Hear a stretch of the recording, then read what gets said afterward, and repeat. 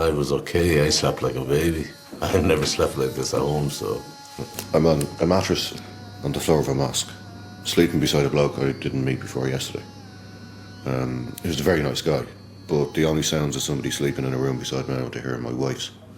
I don't want to hear anybody else sleeping. I don't want to hear anybody else snoring. The door was open, light was coming in, and then I turned around at 2:30 and this dude standing at the door staring at me. It's, just admit, like, it's not really conducive to a good night's sleep, you know? I'm glad I brought him to the mosque instead of to the family house, to the wife and children. Because if he gave me this kind of reaction in the mosque, I don't know what kind of reaction he would have gave me in the house, and probably would have insulted it.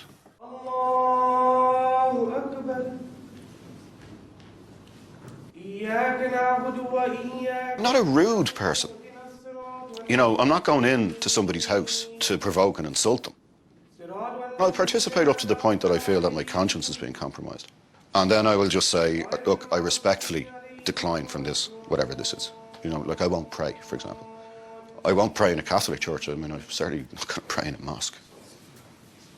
Listen, I would like to invite you back after your experience I'd love that. of the week, and then, you know, we can have a chat about it. No, I'm not cooking again this time, no. No, I'll cook for you. I'll cook for you, yeah. Okay, well, listen. But I had a great experience, yeah? All right. Okay. Thanks. All right. Good man. Thank you.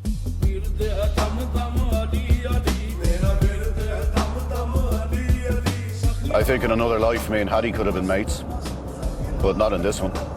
And I didn't want to go in on the first day and start shouting the odds at people. It's just too predictable. But I would imagine that things will get probably a bit heavier from here on in, you know. The first Muslims arrived in Ireland in the 1950s. Today, an estimated 3% are native Irish converts. Although he doesn't know it, Ian is about to meet a convert in Cork. I'm Charlotte Morshed. I live in Bandon. There are 6 children, 5 boys and 1 girl. Are you taking the keyboard to school or what? Yeah, she said she would bring it in. I grew up Catholic. I didn't have to become a Muslim to marry, but it was asked. So in '85, I converted to Islam. Mum, how will we open the car with the keyboard? The keyboard will go in the boot. Oh. I just read you out a text I got. I've read some of that fella's articles yesterday and feel a little bit nervous for you. Can you slip something into his dinner? If anyone can deal with him, you can. I'll be thinking of you. Kiss, kiss, kiss.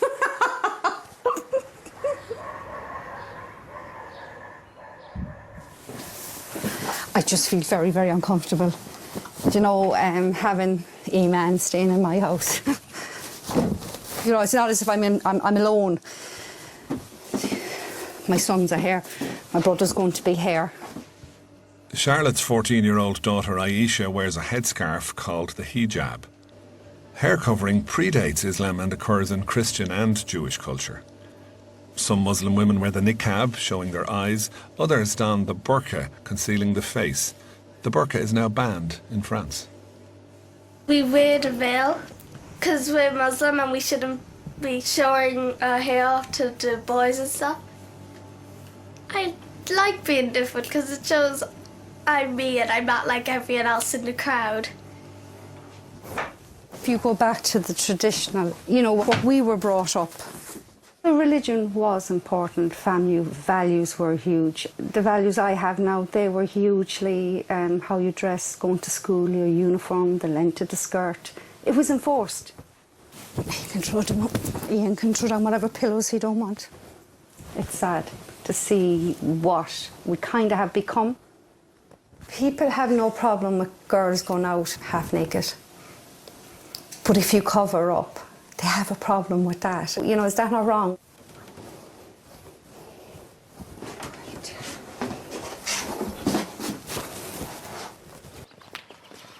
Initially, I didn't know anything about Ian Doherty. I think after September the 11th, basically, I stopped listening to newses and stuff because I was sick of the way we're portrayed. So I'd like to think maybe the next time he has some really strong opinion to think, he might think twice.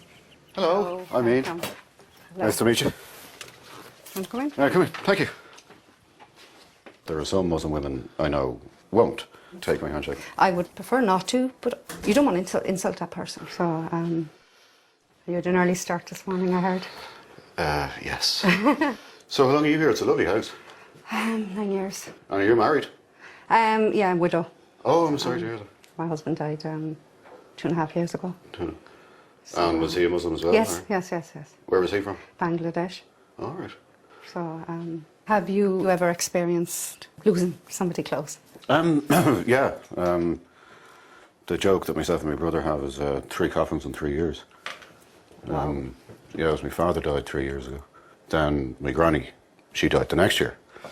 And then my ma died last year. So they come in threes. I suppose that's one way of looking at it, you know. Like, as you probably know, like, I'd be an atheist. But you find what it is That keeps you going. that keeps you going. That is the reality, I suppose, of life. So, the plan tonight is we'll have, I think, about 7 families coming for a meal.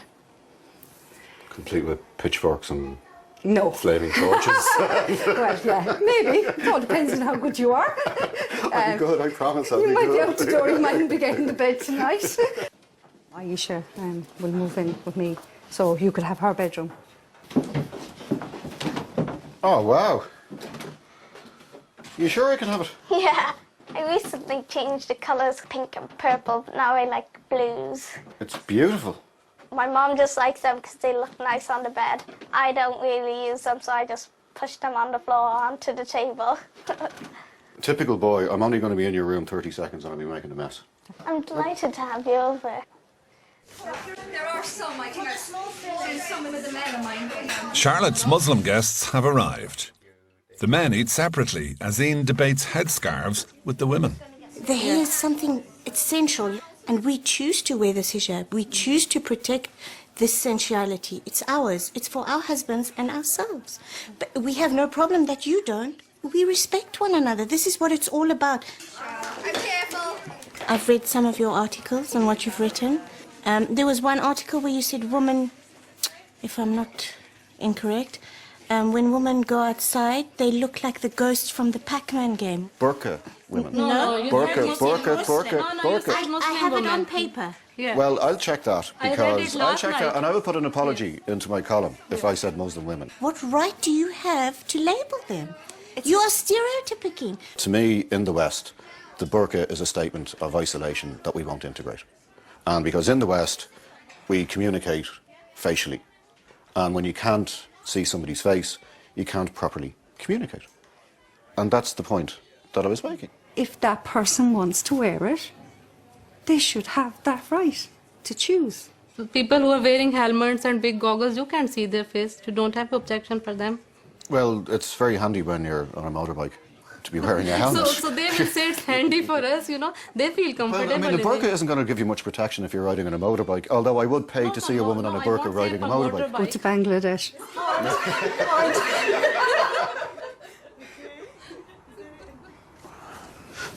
Charlotte's a lovely woman. I met some lovely people. We had a bit of a laugh with some, not so much of a laugh with others.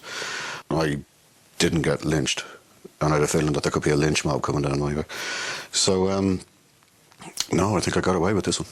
To me, personally, I don't think in person, he's as severe as he comes across in the few bits I read. Or else he was being very, very polite. The only other thing I'm going to say is I'm not doing morning prayers in the morning. Sorry, lads, I'm knackered. I'm out.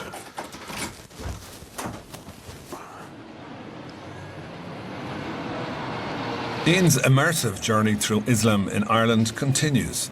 He is back in Dublin, where more unexpected meetings are in store. Even prior to 9/11, some radical followers of Islam promoted jihad. Jihad means fighting to defend Islam, often against invaders or non-believers. One Irish defender of Islamic jihad is Dublin-born Khalid Kelly. Kelly is both an Al-Qaeda sympathiser and former member of banned radical Islamic group Al-Muhajirun. My way into Islam was I got arrested in Saudi Arabia for dealing in alcohol with my friends. But after about 2 months in jail, Somebody said to me, it was actually a guy from Afghanistan, and he said, look, you're a Christian, you should think about Islam. I said, why should I think about Islam? And he said, well, God says in the Quran that it's the only belief, the only religion acceptable to him. What I'm trying to say is many people's way to Islam will be from a point of view of having arguments, having some issues with Islam.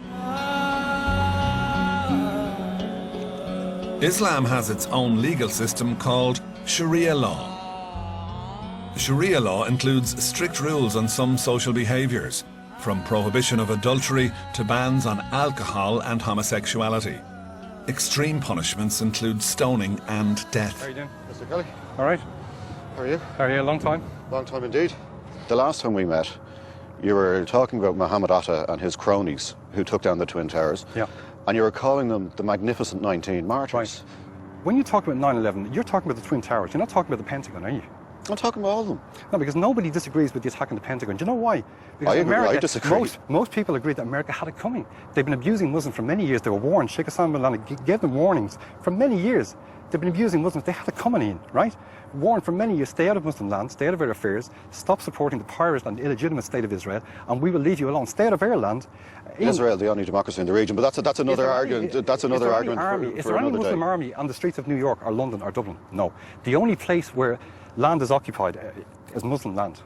The concept of innocence doesn't apply to anybody in America now. Same in Israel, because the women go to fight as well, you see. And that's what I stand for as a Muslim, you know.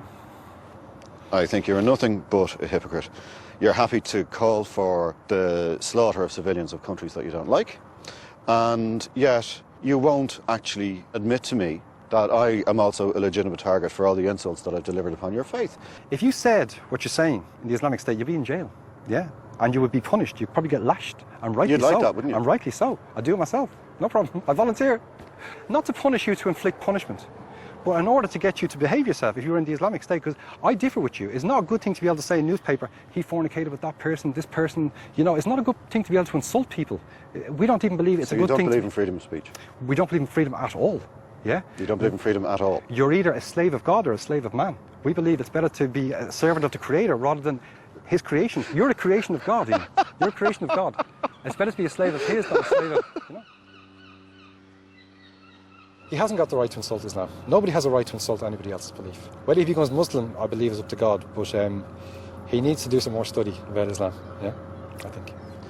Certainly, if I was a Muslim, I would absolutely despise him and his crew. It's a bit like saying that the hardcore continuity IRA or those people actually represent all of us, you know. He's a fool and he's a bigot. And the question is whether he's a dangerous bigot